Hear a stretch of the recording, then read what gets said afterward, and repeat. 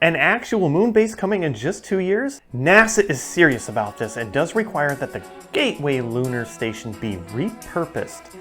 But don't freak out just yet. Something about moon drones and a Mars mission will change your mind. This is your Space Pod for March 30th, 2026. Now, before we talk about the lunar base proposal, we do need to talk about Gateway and how it opens up the opportunity in a cost-efficient way. To those excited for Gateway, this does not mean that it's actually canceled, as the NASA Administrator had stated in a press conference this week that this is not canceled but being paused in its current form. Current form being the key. Either way, we are excited that the Gateway hardware will still be used somewhere around the lunar base, and you should too. Gateway will essentially be converted into a Mars mission, bringing back wicked cool drones in just 2 years. But that is a whole different subject and will be talked about more on another Space Pod by Skylar this week. So please subscribe so you can check that out. Okay, finally about the moon base. It will be in 3 phases. The first phase will occur in 2028 with the precursor lunar landing by various rocket launch providers with international support. Now, these rockets will carry the foundational items such as lunar comms, LTVs, and cabling. If that sounds boring. Moon drones.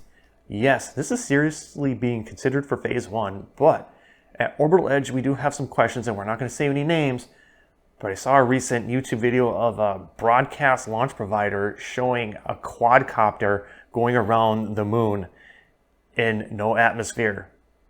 Yeah, you can figure the rest out. So coming up to phase 2, it will be more or less establishing the initial outpost and will sport a JAXA pressurized rover by Japan, RTGs or radioisotope thermal generators, and loads of cargo. This phase is expected to follow phase 1 in 2029 to about 2032. Now the last phase will happen in 2033 and produce oxygen using ISRUs, or in situ resource utilization.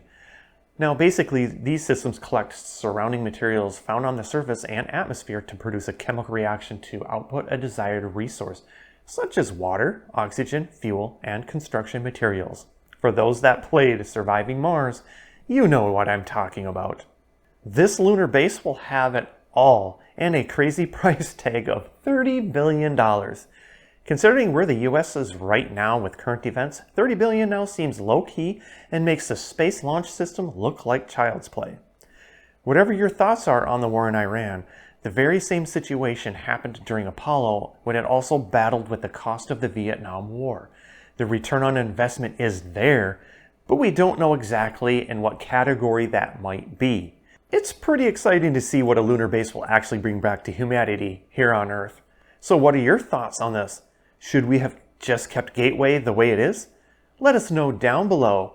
Also, if you enjoyed this Space Pod, please consider supporting us on Patreon so we can offer more shows in the future. And also, don't forget to subscribe so you are notified of our next show.